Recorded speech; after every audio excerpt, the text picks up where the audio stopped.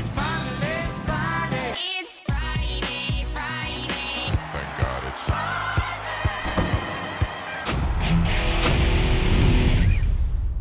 All right, welcome back to the Friday Show, presented by Woodbine's Twilight Racing Series. I'm Scott Jagow, along with Ray Paulick. We're glad to have you with us. Coming up, a new ADW strategy in New York.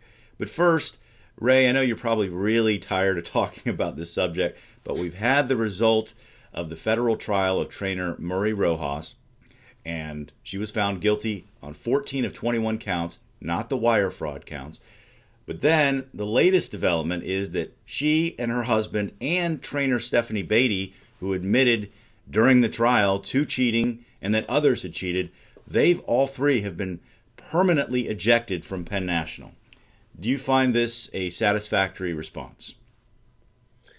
Well, I think it's the kind of response that Penn National had to do. I think there are other names that came up or that are in the evidence that was presented at the trial that need to be looked at, and other trainers.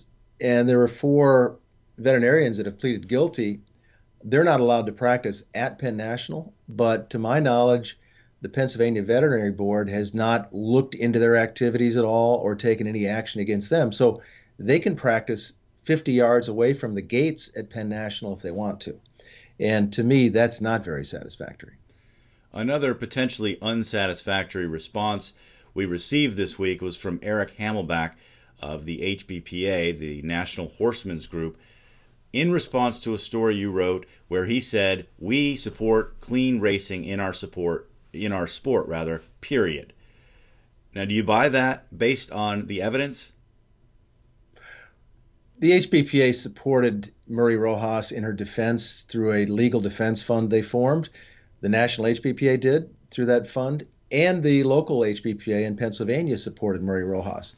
The explanation I got from Todd Mostoller, the executive director of the Pennsylvania HBPA, when I spoke to him at the trial was, if we have someone who is found guilty of wire fraud, the floodgates were going to open, and every trainer who gets a positive or an overage for butazolidine could end up in federal court charged with wire fraud. Well, that's just BS. 12 years ago, there's a trainer in New York named Gregory Martin who was charged with wire fraud for fixing the outcome of a race by giving an illegal milkshake to a horse. Gregory Martin, in 2006, pleaded guilty to wire fraud in federal court. The same kind of charges that the HBPA said, oh, it's going to happen to everybody. Between 2006, when he pleaded guilty, and when Murray Rojas was charged with these charges, I don't think any other FBI bureau charged anyone in horse racing with wire fraud. So I just have to call BS on the HBPA saying it was going to open the floodgates. It seems an irrational fear that the FBI all of a sudden is going to focus such intense energy on the sport of horse racing as they have in Pennsylvania, which seems an outlier mostly to me. So, yeah, I agree with you there. The other part of Hamelback's response that I found almost laughable was the fact that he said 6 years ago, we supported and instituted new rules in Pennsylvania that prohibited vets from going into the stall to treat a horse, inject a horse. Well, a lot of this stuff that was admitted in this trial happened since then. So the rule, you can't hide behind the rule because the rule wasn't being enforced or didn't do any good. Yeah, Scott, I have to disagree with you. That was not almost laughable. That was downright laughable. Right. That is a joke. Vets were going into the stall routinely, just not to give Lasix. They had third-party administrators give Lasix. The vets were going in there anytime they wanted to. It was a rule that was never enforced. Yeah. So what should the HBPA's stance be in these situations? We have a trainer who's, tons of evidence that she was cheating, others saying they cheated and pointed to others who were cheating. So there's a lot of cheating going on. The HBPA's stance here was to legally help the defense, but what should their stance be? I don't buy this thing, their public statement that they did this out of fear of more federal investigations. I think there's other reasons why they wanted help in defending Murray Rojas. I don't know what they are. But their statement publicly should be that we disavow any kind of cheating.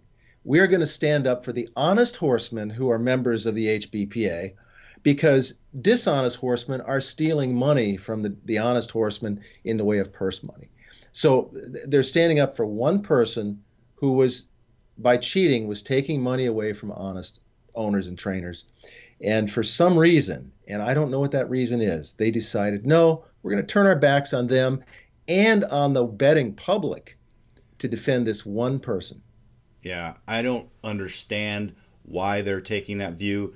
We've already gone into the fact we don't believe that argument about the federal intervention or whatever. I agree that the cheating, the public's being cheated, the bettors are being cheated, and the honest horsemen and trainers, and there are a lot of them out there, because we hear from them saying we have no chance in the face of this. How about focusing on them, helping them not have to be in that situation? All right, we're going to leave it there and move on and talk about something that's happened this week with NYRA Bets, the ADW in New York. They're off in the Belmont Derby Invitational. So the situation in New York has been that they have pick fives early in their cards, but not a late pick five. There's a Grand Slam bet they have. But NYRA Bets just launched this week a new late pick five, which many horse players have been clamoring for, but there's a catch. You either have to be at a New York track or OTB, or you have to be on NYRA Bets, so you have to sign up. What do you think about this strategy? When NYRA Bets got started and it became a national ADW, they were pretty much the last to the table. And for that reason, they looked around and said there's a finite number of ADW players. It's not like we're a booming growth industry. Most people that want to bet through an ADW have already signed up, except there are some newbies that are going to do it. But to really kind of jumpstart their business, they looked at it and said, what can we do to get existing customers with other companies to also sign up with NYRA Bets? So they came up with this. Whether or not it's going to work, I think it's too early to say. But it's an interesting concept, and I can see people saying, hey, I want to play that late pick five. Let's just go ahead and sign up. So I think it's a good strategy from that standpoint. The pool size on Tuesday, on 4th of July, and this could be an anomaly, but it was about 77,000. The pick four was 422,000. So, there's a long way to go there. I don't know in the long run if they're going to have enough interest to have a sizable pool that will be appealing to bettors. We'll have to see.